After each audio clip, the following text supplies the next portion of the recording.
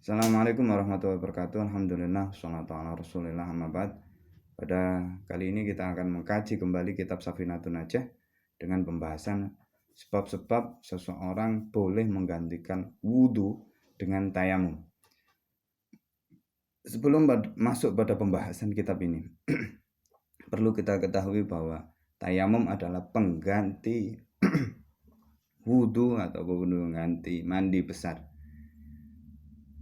Jika wudhu dan mandi besar itu menggunakan air, tayamum itu menggunakan debu.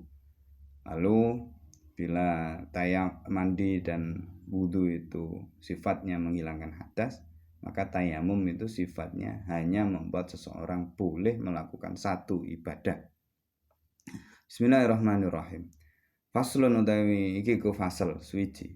Sebab tayamum utawi pira-pira sebab tayamum iku salah satu nono telu. Faktul ma ora anane banyu, wal maradu lan loro, wa ihtiyaju lan butuh ilaihi maring mak li atosi hayawanin krana ngelake kewan muhtaramin kang den mulyake. Khairul muhtarami utawi hewan utawi perkara kang ora den mulyake iku sitatun ana 6 tarikus sholati.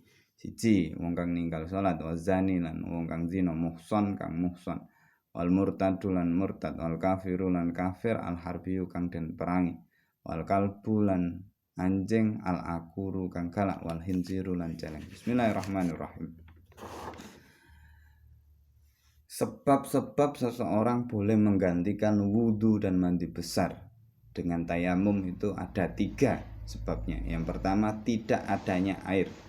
Jadi ketika tidak ada hujan, tidak ada sumber air, dan pada musim kekeringan yang benar-benar tidak ada air, maka seseorang boleh melakukan tayamum. Selanjutnya, orang yang sakit ketika dia tidak diperbolehkan secara medis menyentuh air, maka diperbolehkan mengganti wudhunya dengan tayamum. Terus kemudian yang terakhir adalah makhluk hidup itu ya manusia ataupun hewan yang membutuhkan air, padahal airnya yang cuma ada itu ketika seseorang wudhu yang menggunakan itu. Tapi ketika di saat yang sama ada makhluk hidup yang kehausan dan membutuhkan air itu, dengan catatan makhluk hidup itu dianggap mulia, maka kita diperbolehkan memberikan air tersebut kepada makhluk hidup tersebut, dan kita dipersilahkan untuk mengganti wudhu kita dengan tayamum. Nah, tadi catatannya harus mulia. Nah, yang tidak mulia, makhluk hidup yang tidak mulia itu apa saja? Dalam kitab ini disebutkan 6 makhluk hidup yang tidak mulia. Pertama, dia meninggalkan sholat. Ketika makhluk hidup ini berupa manusia dan dia meninggalkan sholat, maka dianggap tidak mulia. Yang kedua, orang yang melakukan zina muhson. Zina muhson itu zina yang dilakukan oleh orang yang sudah memiliki pasangan ataupun orang yang sudah menikah dan dia tetap melakukan zina. Ini zinanya zina muhson. Dia juga dianggap tidak mulia. Yang selanjutnya orang yang murtad. Orang yang murtad berarti sudah masuk Islam, terus dia keluar kembali. Ini disebut murtad.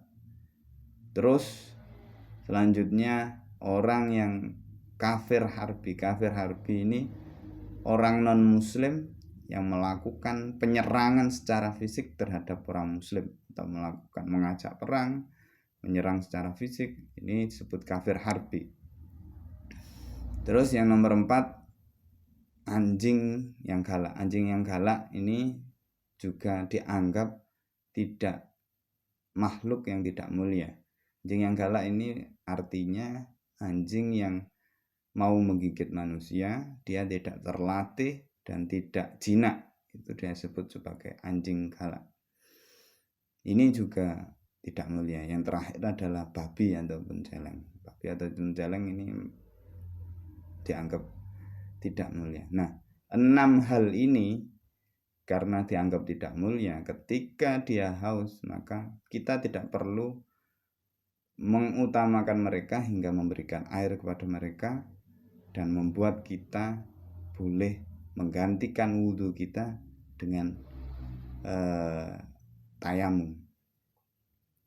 Bila ada cukup air untuk melakukan wudhu dan bertepatan dengan itu ada 6 hal ini yang kehausan, maka kita harus tetap wudhu dulu baru memberikan sisanya kepada mereka. Jika cukup untuk wudhu saja ya harus wudhu, tidak boleh memberikan kepada mereka dan menggantinya sebagai tayamum. Seperti itu. Khairul kalam. Assalamualaikum warahmatullahi wabarakatuh.